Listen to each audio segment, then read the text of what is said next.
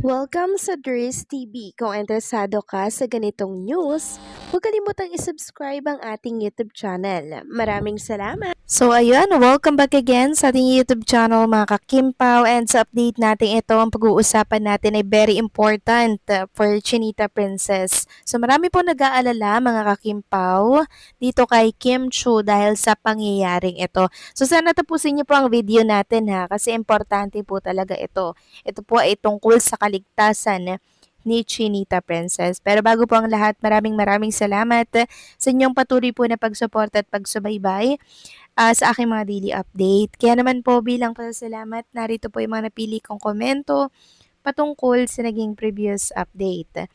Unang komento mula po ito kay Ginang Annalyn Hiccup. Sabi niya, "Good afternoon, Ders. Wala naman talaga, pinanood ko ulit ang Philippine Star. Kasi yung interview nila, wala naman sinabi na last project nila yon. Ano na naman yan? Panoorin yung interview, wala. Napakaganda ng mga sagot nila. Sana, Ders, na panood mo, walang sinabi. Sige na, last project." So, meron po baka sa ibang interview yon.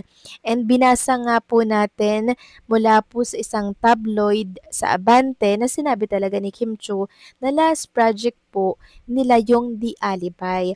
Pero merong sinunod si Paulo Avellino na parang maraming offer. So, tingnan daw by next year. So, yun po yung parang pampakalma na hindi nila last project yan.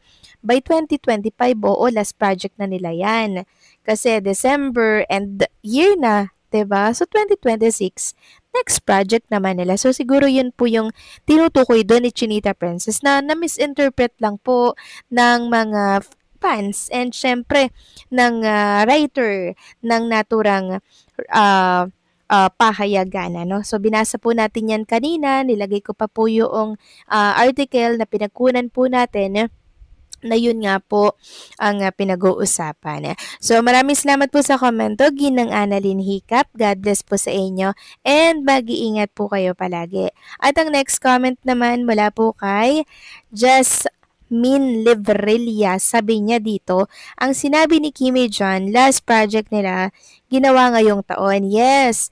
Tapos sabi, tingnan natin next year. Baka meron pa, we'll see daw. Kaya nagbigay ng hint si Paulo dyan. Maka-edit naman ang interview. Hi, Misters! First time ko po mag-comment. Lagi po kitang pinapanood. Nako, maraming salamat. God bless you more. Napanood ko po kasi yung interview ni Kimi dyan.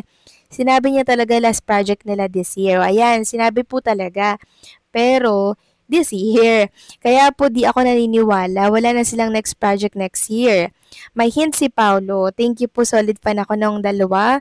Kahit di pa sila pinagsasama nung pinagtambal sila, sobrang natuwa ako. Kaya kahit anong bash sa kanila, di ako naniniwala. Panatag 100%. Ayun ang napakalinaw na komento na magpapapanatag sa mga viewers natin sa gabing ito. Salamat, Jasmine Livrilla, sa napakagandang komento at paglilinaw. Tama ka dyan, last project na nila yon this year. Pero next year, 2026, syempre, ayun na naman yung mga offer kay Kim and Paula Avellino. Sabi ko nga po, hindi bibitawan niya ng management. Pwera na lang kung si Kim and Paula Avellino mismo yung umayaw. Pero syempre, hindi yan naayawan ni Kim and Paula Avellino kasi napakaganda po ng career nilang dalawa, mga kakimpaw. Hanggat namamayagpag sila, hanggat kainitan, mga kakimpaw, isusulitin po nila yan. Kasi ang hirap pong makapunta sa rurok ng kasikatan katulad po ng tinatamasa ngayon ni Kim and Paula Avellino.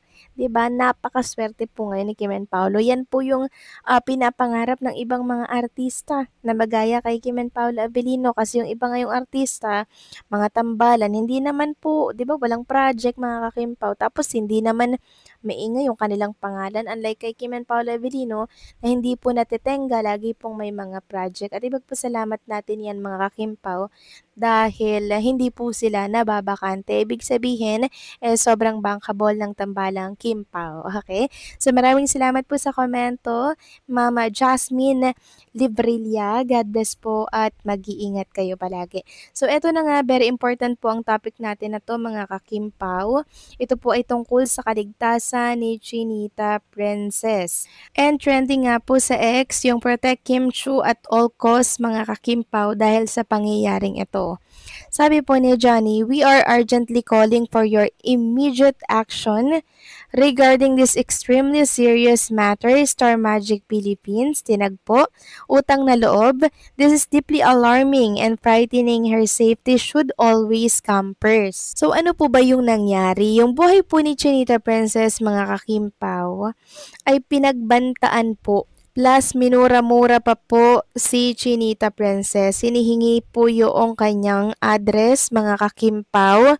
At si Kim Chiu daw ay, ayun mga kakimpaw, tatapusin daw. Pinagbantaan nga po yung buhay, mga kakimpaw. Kaya nang mabasa po ito ng mga Kimpaw fans, pinag-trending nila ito dahil maging sila natatakot po na mangyari kay Kim Chiu yung sinasabi po nung taong nag-comment. So sabi nga dito, FB page niya, grabe, dami niyang post na di maganda at may pagbabanta. Di na talaga siya normal. Mag-isip, kailan talaga ma-actionan to ng Star Magic Philippines. Di lang basta bashers ito. So kinalampag po nila, mga kakimpaw, ang Star Magic Philippines para po magbigay ng aksyon sa pagbabanta po sa buhay ni Chinita Princess. Sabi nga po ni Vivian, Star Magic Philippines, I hope you won't let this slide. Kim has always been a target of harassment and threats from unknown people.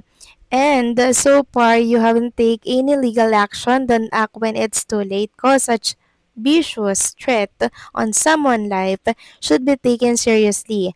Protect Kim. So yan po, protect Kim at all costs, mga kakimpaw. Yan po ngayon ang pinag-uusapan. Kasi hindi po talaga biro yung sinabi po nung tao na yun.